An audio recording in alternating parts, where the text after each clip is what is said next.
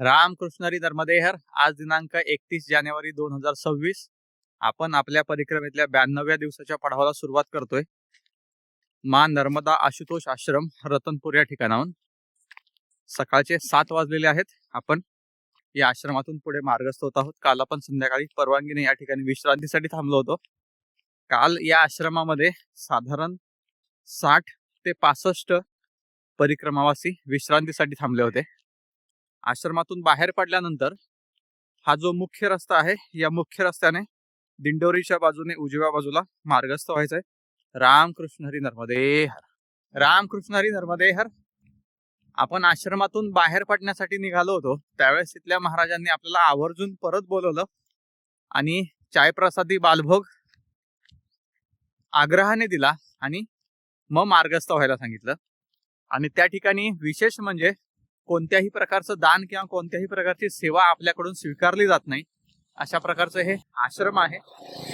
आश्रमातून पुढे मार्गस्थ झाल्यावरती एका मैयाने आवाज दिला, त्यांनी चायप्रसादीसाठी बोलवलं, त्यांची चायप्रसादी स्वीकारली आणि आता या सरळ सरळ मार्गाने पुढे मार्गस्थ आहे. रामकृष्ण हरी नर्मदे हर. सुंदर असं निसर्गरम्य वातावरण या रस्त्याच्या दुतर्फा आहे निलगिरीच्या झाडांमुळे. रामकृष्ण हरी नर्मदे हर.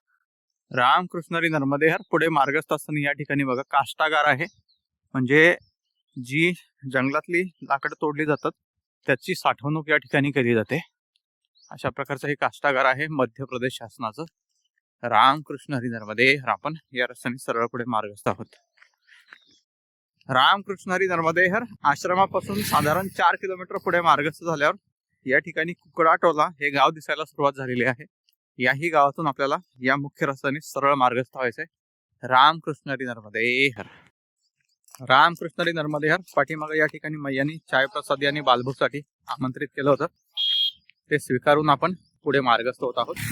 अशा प्रकारचा हा मार्ग आहे. रामकृष्ण हरी नर्मदे हर. पुढे बघा 2 मार्ग दिसतात आहे आपल्याला, उजव्या बाजूचा आणि डाव्या बाजूचा. दोन्ही मार्ग पुढे जाऊन एकाच ठिकाणी निघणार आहेत, पण आपल्याला जो अंतर कमी असणारा मार्ग आहे तो डाव्या बाजूचा आहे आणि हा उजव्या बाजूचा जो मार्ग आहे तो बायपास आहे, गावाला गोल वळसा घालून जातो तो, त्याच्यामुळे थोडंसं अंतर वाढतं.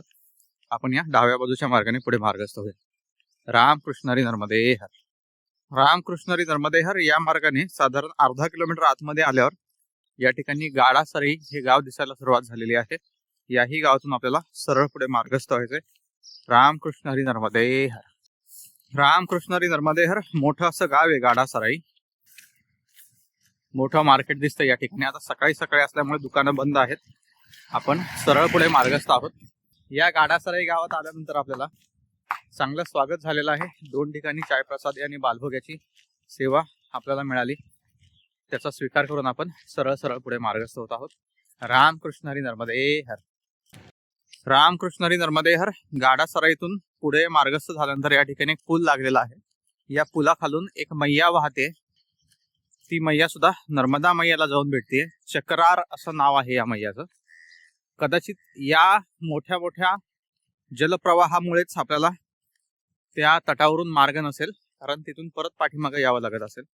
रामकृष्ण हरी नर्मदे हर. अशा प्रकारे आपण या पुलावून पुढे मार्गस्थ होत आहोत. रामकृष्ण हरी नर्मदे हर. अशा प्रकारे आपण गाडासरी या गावातून बाहेर पडून या मुख्य रोडला येऊन पुन्हा भेटलेलो आहे. आता या मुख्य रोडने आपण पुढे मार्गस्थ होत आहोत. रामकृष्ण हरी नर्मदे हर. रामकृष्ण हरी नर्मदे हर. गाडासराई गावातून साधारण 2.5 ते 3 किलोमीटर पुढे मार्गस्थ झाल्यावर सागरटोला हे गाव आपल्याला लागलेलं आहे. याही गावातून आपल्याला सरळ सरळ पुढे मार्गस्थ व्हायचंय. कुठेही डाव्या उजव्या बाजूला न वळता पुढे मार्गस्थ व्हायचं.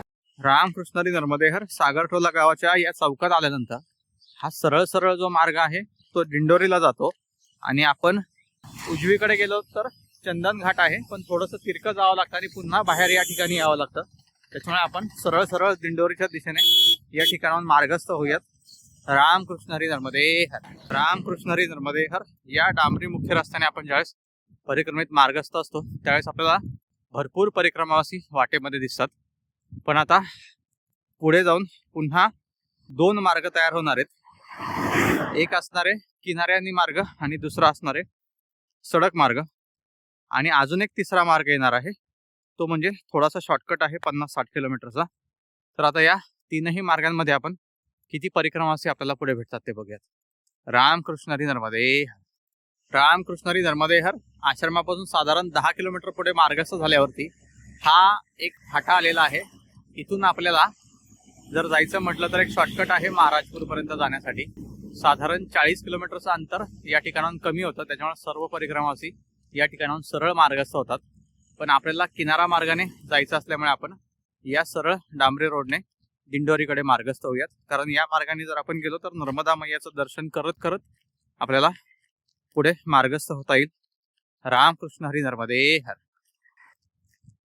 आता या मार्गाने दिंडोरी पर्यंत गेल्यानंतर सुद्धा 2 रस्ते परत तयार होतात. ते आपण पुढे गेल्यावर कशा प्रकारचे मार्ग आहेत ते बघूयात. रामकृष्ण हरी नर्मदे हर.